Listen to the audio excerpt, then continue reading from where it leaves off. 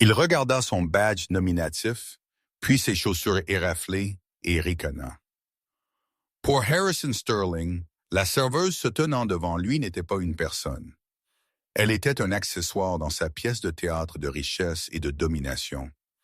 Il pensa qu'en changeant pour un dialecte de français obscur, aristocratique, il pourrait la dépouiller de sa dignité devant son rendez-vous. Il pensa qu'il était la personne la plus intelligente dans la pièce. Il avait tort.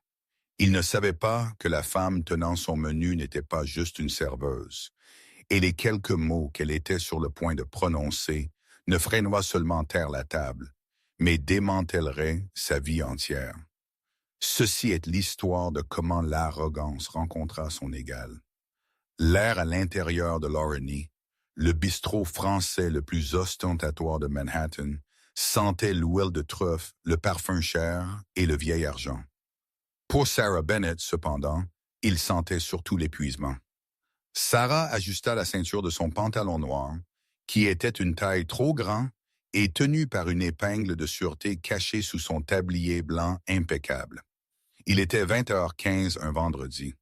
Le coup de feu du dîner atteignait son pic. Une cacophonie de cristal qui tinctait et le rugissement bas, sourd des conversations qui coûtaient plus par minute que Sarah ne gagnait dans une semaine. Table 4 a besoin d'eau. Table 7 veut renvoyer le bar parce qu'il a l'air triste. Bouge, Bennett. Bouge. Le sifflement vint de Charles Henderson, le chef de salle. Henderson était un homme qui croyait que transpirer était un signe d'incompétence. Il planait actuellement près du poste d'accueil, essuyant une tache imaginaire d'un menu relié en cuir. « Je m'en occupe, Charles, » dit Sarah, gardant sa tête baissée. Elle attrapa une carafe d'eau glacée, ignorant la douleur aiguë et perçante dans sa voûte plantaire gauche. Elle était debout depuis 9 heures. Ses chaussures antidérapantes génériques achetées dans un magasin discount dans le Queens se désintégraient. Sarah Bennett avait 26 ans. Pour les clients de l'Oreny, elle était une silhouette en noir et blanc.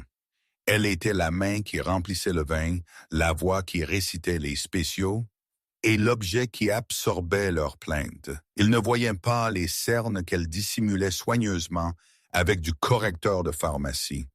Ils ne savaient certainement pas que 3 ans auparavant, Sarah avait été une doctorante en linguistique comparative à la Sorbonne à Paris. L'un des esprits les plus brillants de sa cohorte avant que l'appel téléphonique n'arrive. L'accident, l'AVC de son père, des factures médicales qui avalèrent leurs économies comme un gouffre. Elle avait quitté Paris du jour au lendemain. Elle échangea la bibliothèque pour le plateau, la salle de conférence pour la salle à manger bruyante. Elle fit ce qu'elle avait à faire pour garder son père dans l'établissement de soins au nord de l'État. Sarah Henderson claqua à nouveau. Des VIP entre table 1. Meilleure vue. Ne gâche pas ça. Sarah regarda vers les lourdes portes en chêne. L'hôte, un adolescent tremblant nommé Kevin, s'inclinait doucement alors qu'un couple entrait. L'homme entra le premier, ce qui dit à Sarah tout ce qu'elle avait besoin de savoir.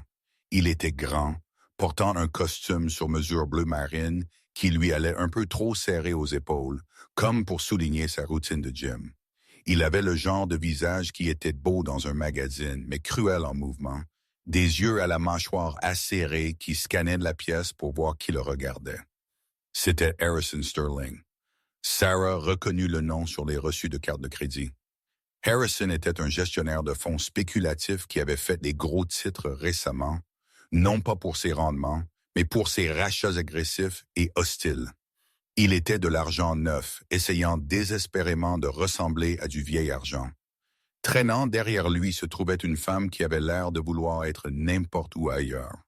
Elle était magnifique, portant une robe rouge profonde, mais sa posture était fermée. Ses bras croisés défensivement. C'était Jessica, bien que Sarah ne connaissait pas encore son nom. Jessica avait l'air nerveuse. « Par ici, mademoiselle, votre Sterling », couina Kevin. Harrison ne reconnut pas le garçon. Il marcha d'un pas assuré vers la table 1, la place de choix près de la fenêtre du sol au plafond donnant sur les lumières de la ville. Il s'assit, écartant largement ses jambes, revendiquant l'espace. Sarah prit une profonde inspiration. Elle lissa son tablier. « Juste passer le service, se dit-elle. Le loyer est dû mardi.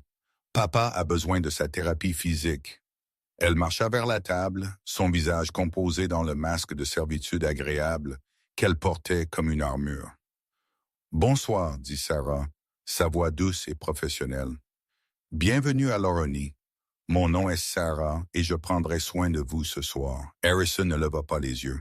Il était occupé à inspecter l'argenterie, retournant une fourchette à la lumière pour vérifier les tâches. « Eau pétillante, dit Harrison à la fourchette.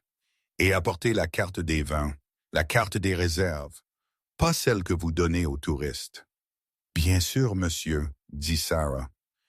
Elle jeta un coup d'œil à la femme. « Et pour vous, mademoiselle. » Jessica offrit un petit sourire apologétique. « Juste de l'eau plate, s'il vous plaît. »« Merci. » Harrison leva finalement les yeux. Ses yeux se posèrent sur Sarah. Il ne regarda pas son visage. Il regarda ses chaussures bon marché, puis ses mains, qui étaient rouges d'avoir manipulé des assiettes chaudes. Un ricanement retroussa sa lèvre. Il avait identifié son statut dans la hiérarchie de son monde zéro. « Attendez, dit Harrison, juste au moment où Sarah se tourna pour partir. « Oui, monsieur. Assurez-vous que le verre est réellement propre cette fois, dit-il assez fort pour que la table voisine entende. La dernière fois que j'étais ici, la verrerie était embuée. C'est difficile d'obtenir de l'aide de qualité ces jours-ci, n'est-ce pas? » Sarah sentit une bouffée de chaleur monter le long de son cou, mais elle força son expression à rester neutre.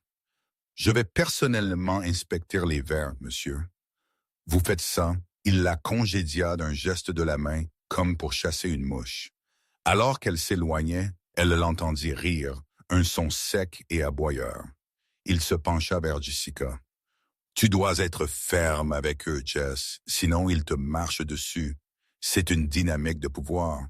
Tu ne comprendrais pas. » Sarah atteignit le poste de service, ses mains tremblant légèrement. Elle agrippa le comptoir. « C'est un cauchemar, » murmura Tonya, la barmaid, alors qu'elle polissait un verre. « Il a donné un pourboire de 5% la dernière fois et a essayé de faire virer le voiturier parce qu'il pleuvait. »« Je peux le gérer, » dit Sarah, bien qu'un nœud d'appréhension se serrait dans son estomac. Elle avait déjà géré des clients impolis, mais il y avait quelque chose chez Harrison Sterling, un éclat prédateur dans ses yeux qui suggérait qu'il s'ennuyait. Et les hommes comme Harrison Sterling, quand ils s'ennuient, aimaient jouer à des jeux avec des gens qu'ils considéraient inférieurs à eux. 20 minutes plus tard, l'atmosphère à la table 1 était passée de tendue à suffocante. Sarah s'approcha avec les amuse-gueules. Elle équilibra le lourd plateau sur une épaule, sa posture parfaite malgré la douleur dans sa colonne vertébrale. Elle plaça le foie gras au tout devant Harrison et la salade léonire devant Jessica. « Profitez, » murmura-t-elle, se tournant pour remplir leurs verres à vin. Elle avait apporté un Chat Margaux 2015, une bouteille qui coûtait plus cher que les soins mensuels de son père. Harrison leva une main, l'empêchant de verser. Il fit tournoyer le vin déjà dans son verre, le reniflant ostensiblement. « C'est bouchonné, » annonça-t-il. Sarah marqua une pause. Elle connaissait le vin. Elle avait senti le bouchon elle-même quand elle l'avait ouvert au poste. Il était immaculé.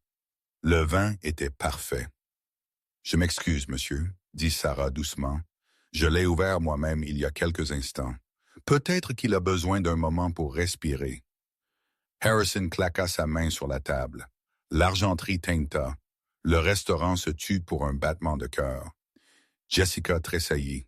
« Êtes-vous en train de discuter avec moi? » demanda Harrison, sa voix montant d'une octave. J'ai dit, « C'est bouchonné. Savez-vous qui je suis? Savez-vous combien de vin j'achète? Je n'ai pas besoin d'une serveuse avec qu'est-ce que c'est un accent de reine me parlant de Bordeaux. » Il ne se plaignait pas juste. Il se produisait. Il essayait d'affirmer sa dominance devant Jessica, essayant de paraître un connaisseur en rabaissant le personnel.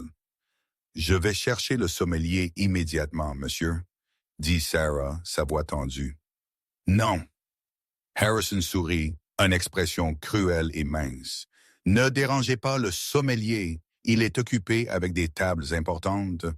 Vous pouvez reprendre ceci et m'apporter le menu à nouveau. J'ai perdu mon appétit pour le foie gras et a l'air caoutchouteux. Sarah prit l'assiette. Elle prit le vin. Elle retourna à la cuisine, son visage brûlant. S'éclaircit la gorge. Dans la cuisine, le chef, un homme corpulent nommé Henry, qui était réellement français, trempa une cuillère dans la sauce retournée. Caoutchouteux, cet homme est un imbécile. La texture est parfaite. Il fait son numéro, dit Sarah, appuyée contre le comptoir en acier inoxydable. Il veut une réaction. Ne lui en donne pas, avertit Henry. Henderson regarde. Si Sterling fait une scène, Henderson te virera pour sauver la face. Nous le savons tous. Sarah hocha la tête. Elle ne pouvait pas perdre ce travail. Elle avait besoin des pourboires de ce soir. Elle retourna à la table avec les menus. Harrison était penché en arrière, l'air satisfait de lui-même. Jessica avait l'air misérable. « Je suis désolé pour lui », s'éclaircit la gorge. Jessica fit un signe silencieux de la bouche à Sarah quand Harrison détourna le regard pour vérifier sa montre. Sarah fit un petit hochement de tête en signe d'acquiescement. « Alors », dit Harrison, ouvrant le menu sans le regarder. Il fixa directement Sarah. « J'ai envie de quelque chose d'authentique ce soir. Mais lire cette description anglaise est si ennuyeux. Ça manque l'âme du plat, il ricana. « Dites-moi, parlez-vous français ?»« C'est un restaurant français, n'est-ce pas? »« Je connais les éléments du menu, monsieur, » dit Sarah. « Les éléments du menu, il se moqua. « Bonjour, baguette, oui, oui. C'est à peu près tout pour quelqu'un comme vous, je suppose. » Sarah se mordit l'intérieur de la joue. « Je peux vous aider avec toutes les questions que vous avez, monsieur. »« J'en doute. » Harrison rit. Il regarda Jessica. « Regarde ça, chérie.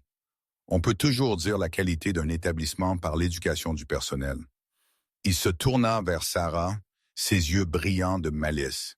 Il prit une inspiration et changea de langue. Mais il ne parla pas juste français.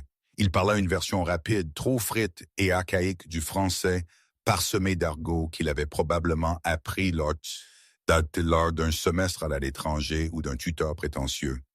Il essayait d'être difficile exprès. Harrison ricana, son accent épais et exagéré, lourd sur le guttural. Traduction. « Écoutez-moi, ma petite. Je veux que vous disiez au chef, je veux le canard, mais seulement si la peau est croustillante comme du verre. Et apportez-moi un autre vin, quelque chose qui n'a pas le goût de vinaigre. Comprenez-vous? Ou est-ce que je parle trop vite pour votre petit cerveau? » Il se rassit, croisant les bras, un sourire suffisant collé sur son visage. Il attendit le regard vide. Il attendit qu'elle bégait pour dire « Je suis désolé, je ne comprends pas », afin qu'il puisse lever les yeux au ciel et demander à un manager qui parlait la langue de la civilisation. Jessica regarda son giron, humiliée pour Sarah. « Harrison, arrête! Commande juste en anglais. »« Non, non. » Harrison gloussa, gardant ses yeux sur Sarah. « C'est la norme. Si elle travaille ici, elle devrait savoir. Regardez-la. Elle est complètement perdue. C'est pathétique, vraiment. Se demandant probablement si j'ai demandé du ketchup. » Sarah resta parfaitement immobile. Les sons du restaurant s'estompèrent. Elle regarda Harrison Sterling, un homme qui pensait que l'argent achetait l'intelligence, qui pensait qu'un costume achetait la classe. Elle se souvint des salles de conférence de La Saône. Elle se souvint de sa thèse sur l'évolution des dialectes aristocratiques dans la France du XVIIIe siècle. Elle se souvint des longues nuits à débattre de philosophie et dans les cafés du quartier latin avec des professeurs qui avaient oublié plus de choses sur la langue que Harrison n'en saurait jamais. Elle regarda son visage suffisant. L'épuisement dans ses pieds sembla disparaître, remplacé par une clarté froide et vive. Il voulait un spectacle.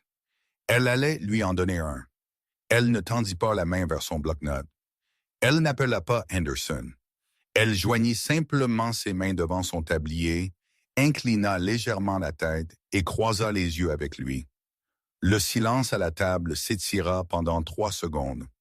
Le sourire d'Harrison commença à faiblir juste légèrement. Il s'attendait à de la confusion, s'éclaircit la gorge. Il ne s'attendait pas au calme glacial qui s'était installé sur le visage de la serveuse. Puis Sarah ouvrit la bouche. Sarah ne cligna pas des yeux. Elle ne bégaya pas. Elle ajusta sa posture, déplaçant son poids de sorte qu'elle se tint droite, planant légèrement au-dessus du milliardaire assis. Quand elle parla, le ton de sa voix changea complètement. Disparu était le monotone plat et servile de la serveuse américaine. À sa place était le timbre riche et résonnant d'une femme qui avait passé 5 ans à défendre des dissertations dans les salles sacrées de la Sorbonne. Elle lui répondit en français. Mais ce n'était pas juste du français. C'était un dialecte parisien élevé, exquis et fluide, énoncé avec une précision qui fit que la tentative d'Harrison sonna comme un bambin frappant sur un piano. « Monsieur », elle commença, sa voix portant en douceur sur le faible bourdonnement de la salle à manger. « Trad, général. Monsieur, si vous souhaitez utiliser le subjonctif imparfait pour m'impressionner, je vous suggère de revoir vos conjugaisons. Votre demande pour le canard est notée, bien que comparer sa peau à du verre soit une métaphore quelque peu maladroite, généralement réservée à la mauvaise poésie du 19e siècle. » Harrison se figea. La fourchette qu'il tenait plana à mi-chemin de sa bouche. Sa bouche pendait légèrement ouverte. Il comprit peut-être la moitié de ce qu'elle dit, mais le ton, le poids écrasant, indéniable de la supériorité intellectuelle était universel. Sarah n'avait pas fini. Elle tourna son regard vers le verre de vin qu'il avait rejeté, son expression passant à une pitié académique polie. « Quant au vin, continua-t-elle, ralentissant légèrement comme si elle parlait à un enfant lent. Traduction échantillon. « Quant au vin, ce n'est pas du vinaigre. C'est un Chat Margaux 2015. L'acidité que vous détectez est la signature de jeunes tanins qui exigent un palais éduqué pour être apprécié. Si cela est trop complexe pour vous, je serais ravi de vous apporter un merlot doux, quelque chose de plus simple pour correspondre à vos goûts. » Le silence qui suivit fut absolu. C'était un silence physique lourd. À la table voisine, un gentleman aux cheveux argentés abaissa son journal. Le commis de salle se figea avec une image d'eau.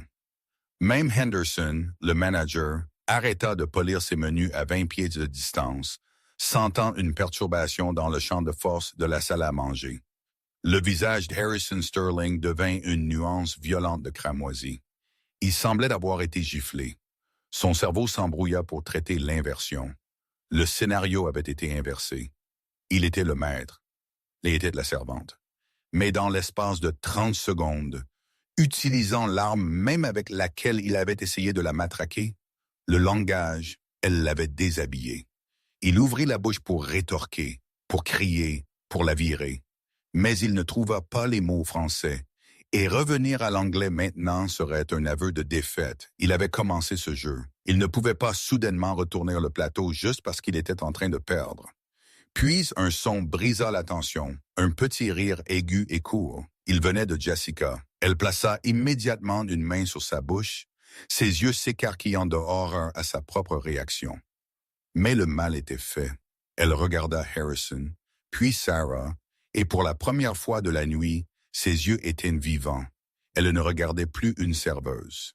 Elle regardait une héroïne. « Je » bégaya Harrison. « Vous. » Sarah offrit un sourire qui n'atteignait pas ses yeux, un sourire terrifiantement poli. Elle repassa à l'anglais sans effort. « Je vais mettre le canard pour vous, monsieur, et j'apporterai le merlot. Je pense que vous le trouverez beaucoup plus facile à avaler. » Elle fit un petit hochement de tête distinct à Jessica.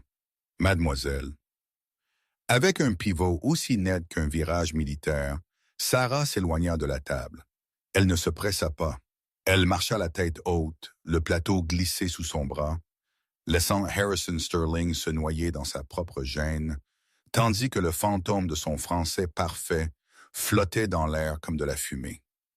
Alors qu'elle atteignait la sécurité du couloir de service, l'adrénaline qui l'avait maintenue droite disparut soudainement.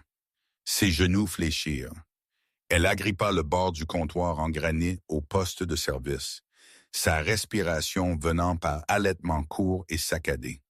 Ses mains tremblaient si fort que les verres à vin vides sur son plateau claquaient les uns contre les autres. « Qu'ai-je fait? » s'éclaircit la gorge. La pensée s'écrasa dans son esprit. « Je viens d'insulter un VIP. Je viens d'humilier un homme qui pourrait acheter ce bâtiment. Je vais être viré. Je vais perdre l'appartement. Les médicaments de papa. » La réalité de sa précarité financière revint en force, plus froide et plus dure qu'avant. L'orgueil ne payait pas les factures.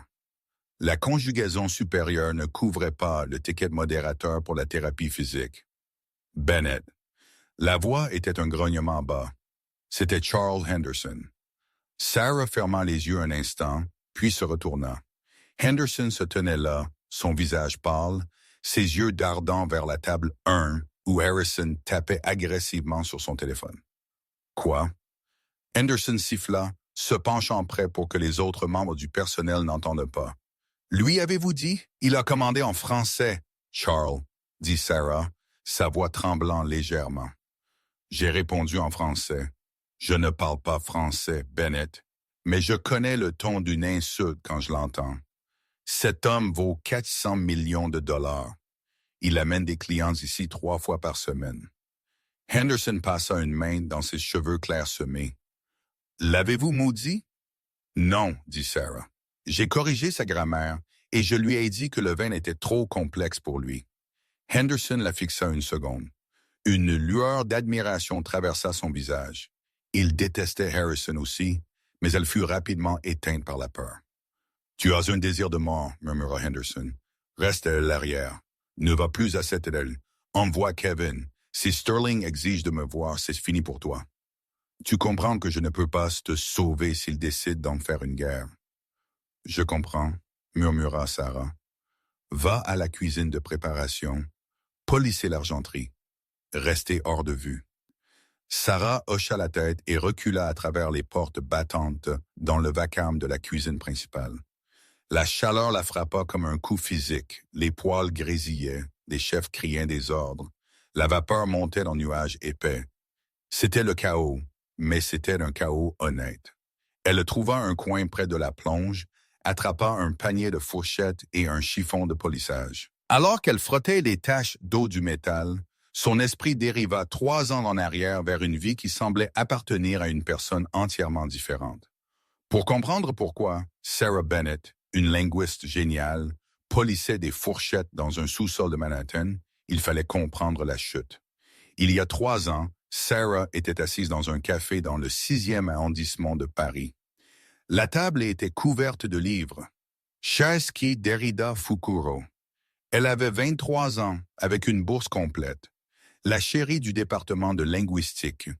Elle avait un futur qui scintillait comme de l'or. Il y avait des discussions d'un poste menant à la permanence à Genève ou peut-être une bourse de recherche à Tokyo.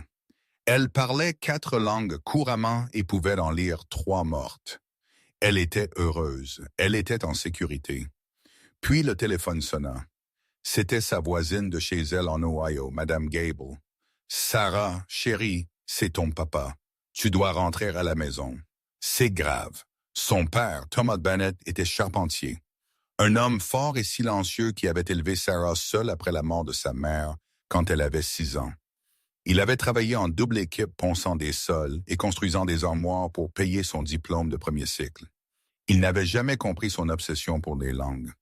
C'était un homme de peu de mots lui-même, mais il l'avait regardée avec une fierté si féroce et rayonnante quand elle était entrée à la Sorbonne.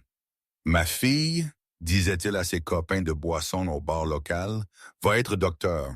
Pas le genre qui fait des piqûres, le genre qui sait des choses. » L'AVC avait été massif. Il était arrivé sur un chantier. Il était tombé d'une échelle. Quand Sarah arriva à l'hôpital en Ohio, portant toujours sa valise avec l'étiquette de bagages de Paris, le docteur avait été direct. Thomas survécut, mais les dommages étaient étendus. Il était paralysé du côté droit. Il avait une fascia, la plus cruelle des ironies. L'homme qui avait travaillé pour que sa fille puisse maîtriser le langage, avait perdu sa propre capacité de parler. Et puis vinrent les factures. Thomas avait laissé son assurance expirer pour aider à payer le vol de Sarah vers la France l'année précédente. La chute de l'échelle fut jugée négligente par l'entreprise pour laquelle ils travaillaient. Ils nièrent leur responsabilité. Le système de santé américain ne se souciait pas du doctorat de Sarah. Il ne se souciait pas de son potentiel. Il se souciait des 40 000 $ nécessaires pour la chirurgie initiale, des 3 000 $ par mois pour l'établissement de rééducation, le coût des médicaments. Sarah fit le choix d'un battement de cœur. Il n'y avait pas d'autre option. Elle ne pouvait pas le laisser dans un établissement d'État où les infirmières étaient surchargées et les draps étaient minces. C'était son papa. Elle se retira de la Sorbonne, s'éclaircit la gorge. Elle vendit ses livres. Elle le déplaça vers un établissement spécialisé dans le nord de l'État de New York, où les soins étaient bons, mais le prix était astronomique. Elle déménagea en ville pour trouver du travail. L'Académie ne payait pas l'argent rapidement. Servir des tables dans des restaurants haut de gamme, oui.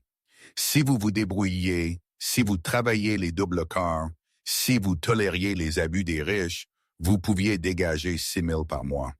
Chaque 100 hommes allait au fond papa. Elle vivait dans un appartement de la taille d'un placard dans le Queens avec 2 colocataires. Elle mangeait des ramen.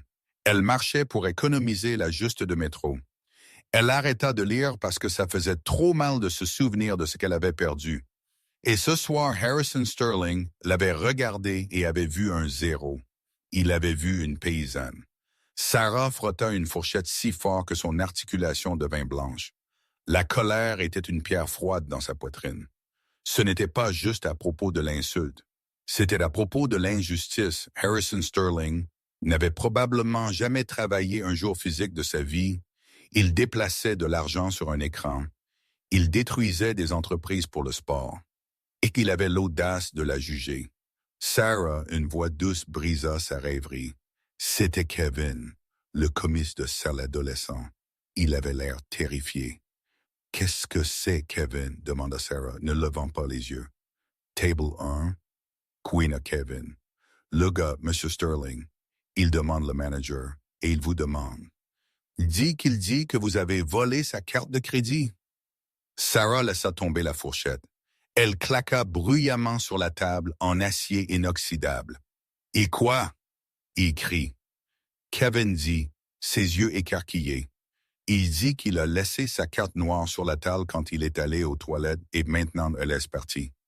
Il dit que vous êtes les seuls qui étaient près de la table. Il appelle la police. Sarah. Sarah sentit le sang quitter son visage. C'était un mensonge vicieux, mesquin, calculé. Harrison savait qu'il ne pouvait pas la faire virer pour avoir corrigé son français, ce qui le ferait paraître faible. Mais le vol était une fin de carrière. Le vol était un casier judiciaire. Le vol signifierait perdre son emploi, et si elle perdait son emploi, son père serait expulsé de la maison de soins dans les 30 jours. Harrison n'essayait plus seulement de l'humilier, il essayait de la détruire. « Où est Henderson? » demanda Sarah, défaisant son tablier. « Il est dehors. » Il essaie de le calmer, mais Sterling crie. Il fait une énorme scène. Tout le monde la filme. Sarah ferma les yeux. Elle prit une profonde inspiration. Elle pensa au visage de son père, la façon dont il la regardait quand il ne trouvait pas les mots. Il lui avait appris à être forte. Il lui avait appris que la vérité était la seule chose qui importait. Elle ne pouvait pas se cacher dans la cuisine. Si elle se cachait, elle avait l'air coupable. « D'accord, » dit Sarah. Sa voix était étonnamment ferme. Elle lissa ses cheveux. Elle redressa sa blouse. Elle ramassa son tablier et le noua plus serré cette fois. C'était une armure de bataille. « Je sors de, » dit-elle. Elle poussa les portes battantes, laissant la vapeur et le bruit de la cuisine derrière elle, et entra de nouveau dans l'air frais et traître de la salle à manger. La scène était pire qu'elle n'imaginait. Harrison Sterling se tenait au milieu du restaurant, son visage tordu dans une performance d'indignation vertueuse. Il pointait un doigt vers Henderson, qui semblait sur le point de s'évanouir. Jessica était assise à la table, la tête dans ses mains, l'air mortifié. « Je veux qu'elle soit arrêtée, » hurla Harrison, sa voix résonnant sur le plafond voûté.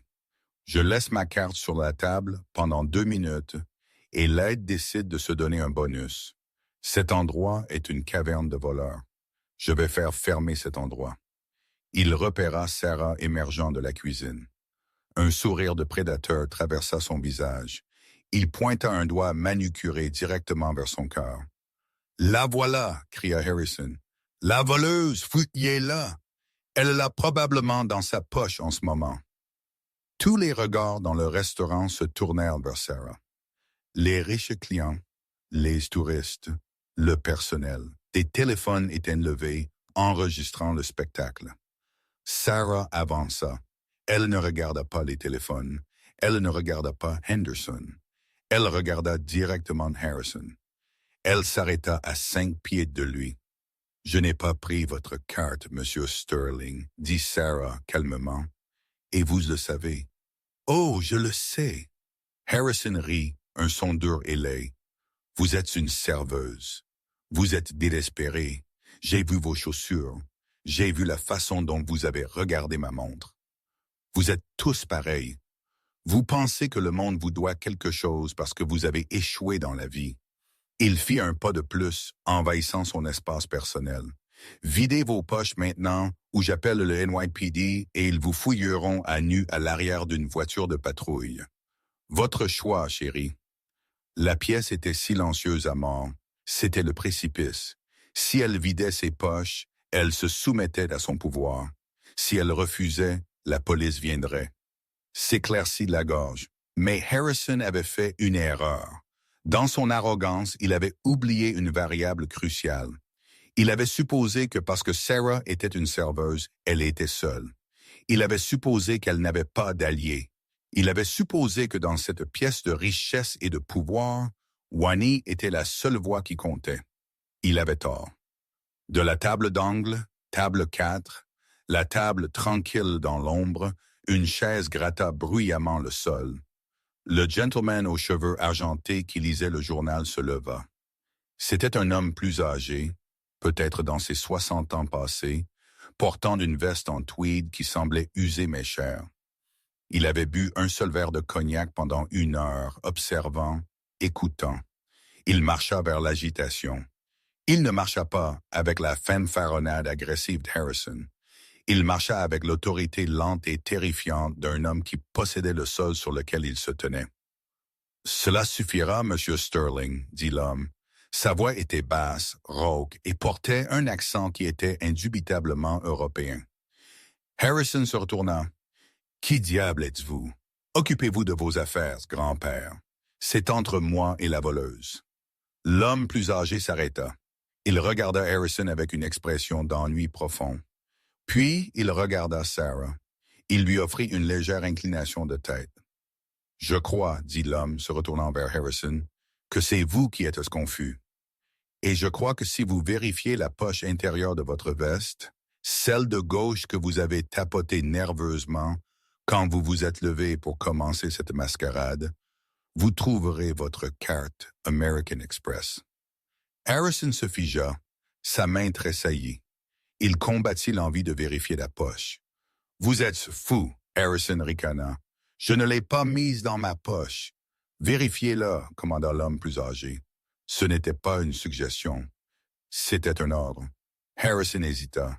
La pression de la pièce se déplaçait. Les caméras étaient maintenant pointées sur lui. Avec un froncement de sourcils, il fourra sa main dans sa poche intérieure gauche, purement pour prouver que le vieil homme avait tort. Son visage se relâcha. Il sortit sa main lentement.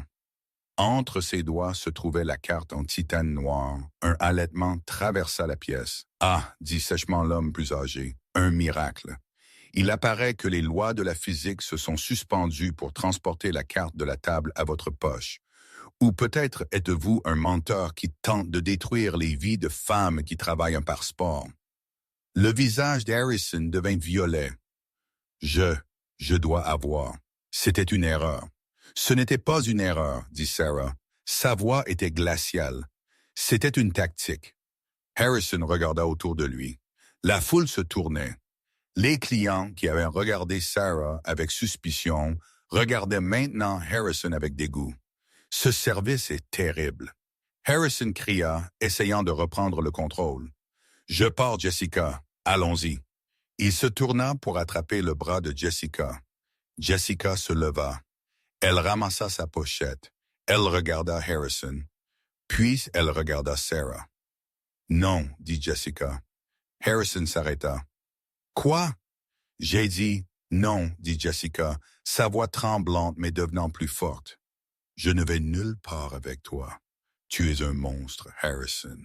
Un petit monstre insécure, pathétique. Elle se tourna vers Sarah. Je suis tellement désolé pour tout.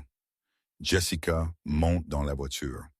Harrison grogna, son masque glissant complètement maintenant. Il avait l'air dangereux. Elle ne va pas avec vous, dit le gentleman plus âgé, s'interposant entre Harrison et Jessica. Vous voulez vous battre avec moi, vieil homme? Harrison s'avança, ses poings serrés.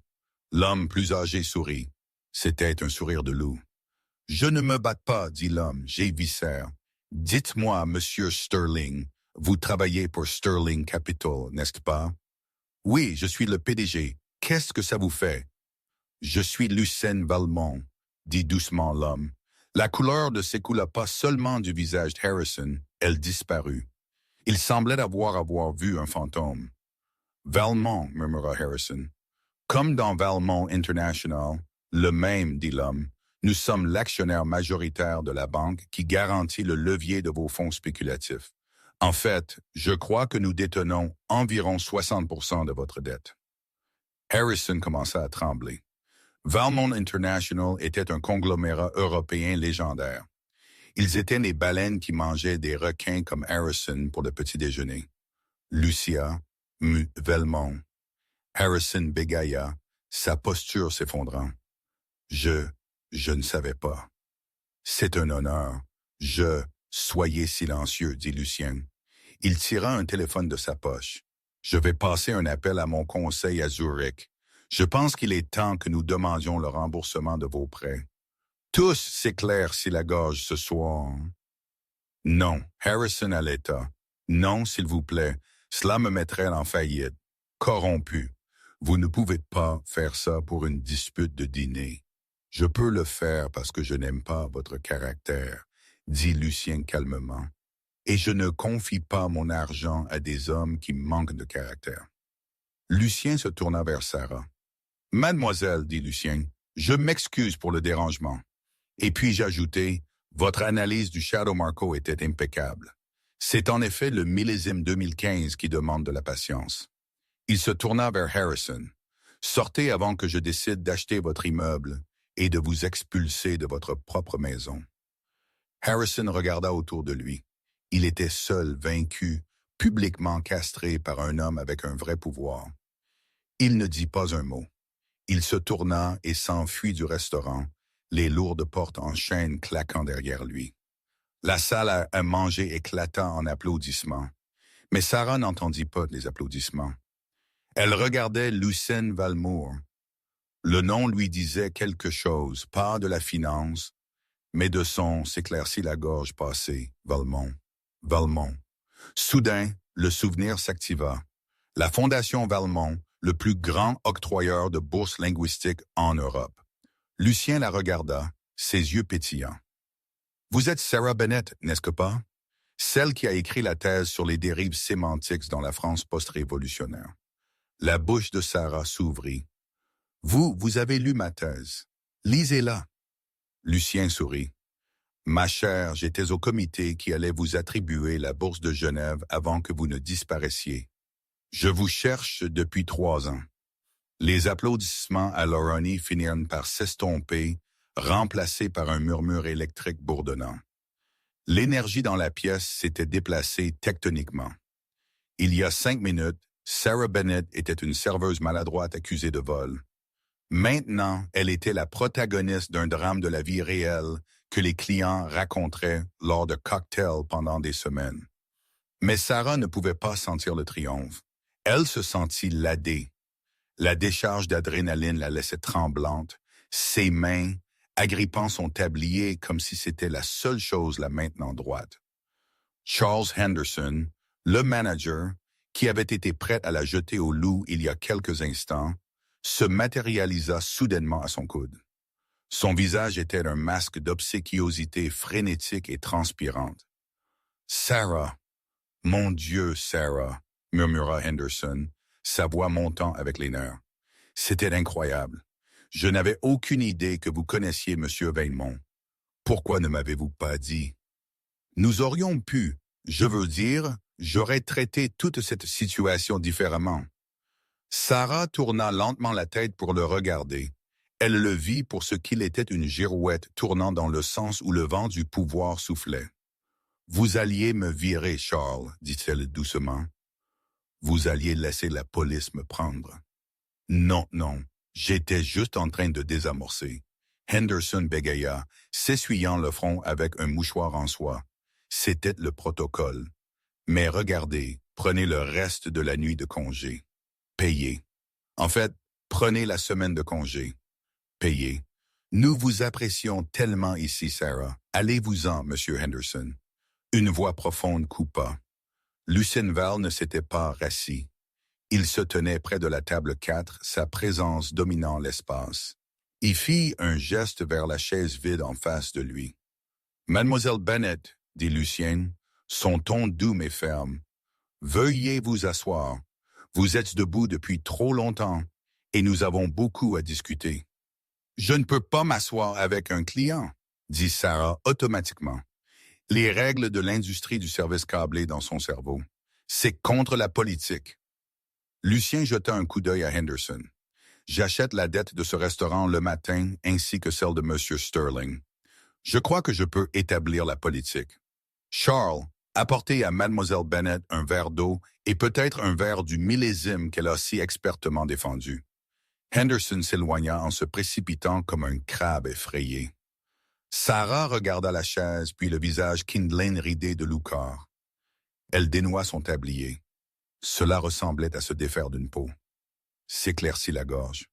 Elle s'assit. Avant que Lucien ne puisse parler, une ombre tomba sur la table.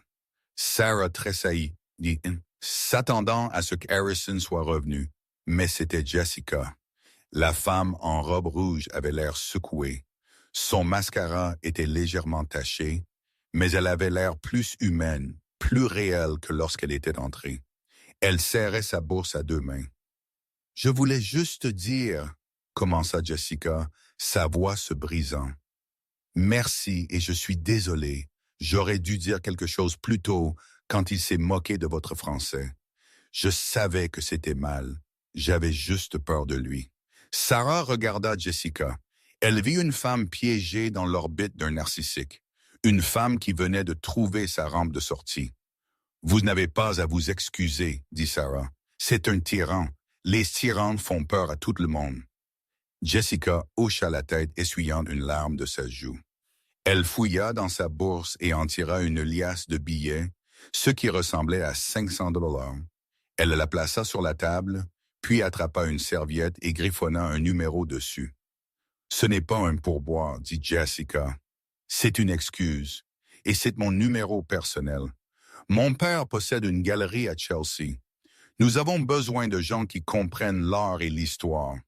Si jamais vous voulez un travail où vous n'avez pas à servir des crétins comme Harrison, appelez-moi. » Sérieusement? Jessica regarda Lucy et fit un petit hochement de tête respectueux et sortit du restaurant, sa tête tenue haute. Elle prit un taxi seule, laissant le SUV de luxe de Harrison Sterling vide au bord du trottoir. Sarah fixa la serviette. Le monde tournait trop vite. Une chose rare, songea Lucienne, regardant Jessica partir. Le caractère est souvent trouvé dans les moments les plus inattendus. Il tourna toute son attention vers Sarah. L'espièglerie disparut de ses yeux, remplacée par une intelligence vive et scrutatrice. « Maintenant, Sarah, parlons de la Sorbonne. » S'éclaircit la gorge. Sarah prit une gorgée de l'eau que Henderson avait nerveusement placée devant elle. « C'était il y a longtemps, Monsieur Valmont. »« 3 ans n'est pas longtemps, » corrigea Lucienne. « Pas pour un esprit comme le vôtre. Savez-vous pourquoi je me souviens de votre nom? Sarah secoua la tête. J'étais juste une étudiante. Nous étions des centaines. Non. Lucien sourit. Il y avait des centaines d'étudiants. Il n'y en avait qu'une qui a écrit l'architecture sémantique du silence. Ce qui est laissé non dit dans les décrets post-révolutionnaires. Je l'ai lu. J'admets que je suis un financier par profession, mais un linguiste par passion. Ma fondation finance 40% des bourses d'anthropologie linguistique en Europe. Votre article, il a défié le récit établi. C'était audacieux. C'était brillant. Il se pencha en avant. Nous étions prêts à vous offrir la bourse de Genève. C'est la bourse la plus prestigieuse que nous ayons. Recherche entièrement financée comme logement avec allocation en Suisse, et puis vous avez disparu. Le chef de département a dit que vous vous étiez retiré en raison d'une urgence familiale. Nous avons essayé de vous contacter, mais votre numéro français était déconnecté. Sarah baissa les yeux vers ses mains. La honte de sa pauvreté l'envahit. Je ne pouvais pas rester. Mon père, il a eu un AVC. Je suis revenu en Ohio. Les factures, elles étaient impossibles. Et donc vous êtes venu à New York, déduisit Lucien, pour gagner de l'argent rapidement. L'établissement de soins coûte 6 000 $ par mois, murmura Sarah. Les médicaments coûtent 200 $ de plus. Je n'avais pas le choix. J'ai dû échanger la bibliothèque contre le plateau. Lucien hocha lentement la tête. Il n'offrit pas de pitié. Il offrit de la compréhension. Vous avez sacrifié votre futur pour son présent. C'est une chose noble, Sarah, mais c'est une tragédie pour le monde académique. Un esprit comme le vôtre ne devrait pas s'inquiéter des frais de bouchon et des gestionnaires de fonds spéculatifs arrogants. C'est ma vie maintenant, dit Sarah, essayant de paraître forte. Je me débrouille. Vraiment? Lucienne fit un geste vers ses chaussures éraflées, les cernes sous ses yeux. Vous survivez. Vous ne vivez pas et vous n'utilisez certainement pas vos dons. Il fouilla dans la poche de sa veste, la même poche d'où il avait miraculeusement produit la carte Harrison, et en sortit une carte de visite. Ce n'était pas la carte flashy estampillée à chaud d'un banquier. C'était un papier cartonné épais de couleur crème avec une typographie noire simple. La Fondation Valmont. Sarah Lucien dit « Je ne suis pas venu à New York pour la nourriture. Je suis venu parce que nous ouvrons une nouvelle aile de la Fondation ici à Manhattan. » S'éclaircit la gorge. Nous numérisons et traduisons les lettres privées de l'aristocratie française du 18e siècle. Des millions de documents qui n'ont jamais été étudiés. Nous avons besoin d'un directeur d'interprétation archivistique. Il fit glisser la carte sur la table. Je n'ai pas besoin d'un manager, dit Lucien. J'en ai plein. J'ai besoin de quelqu'un qui comprend l'âme de la langue. J'ai besoin de quelqu'un qui peut lire une lettre de 1793 et me dire si l'écrivain avait peur ou était plein d'espoir basé sur la conjugaison d'un verbe. J'ai besoin de vous. Sarah fixa la carte. Elle était chaude au toucher. Monsieur Val, dit-elle, sa voix tremblante, je ne peux pas quitter New York. Mon père est dans un établissement au nord de l'État. Je lui rends visite chaque dimanche et les emplois académiques. Il ne peine pas assez. J'ai besoin des pourboires en espèces. J'ai des dettes. J'ai tellement de dettes. Luciano leva un sourcil. Pensez-vous que je vous offrirais un poste qui paye moins que de servir? Il prit un stylo de sa poche et écrivit un chiffre au dos de la serviette que Jessica avait laissée. Il la retourna. C'était un salaire de base, 145 000 $. 151 par an. Plus avantage, ajouta Lucien nonchalamment. Couverture médicale complète, dentaire, et parce que le groupe Valmont possède une participation majoritaire dans l'Institut neurologique St. Jude à Westchester. Il marqua une pause, laissant le nom s'enfoncer. Sarah Aleta. St. Jude était le meilleur établissement du pays.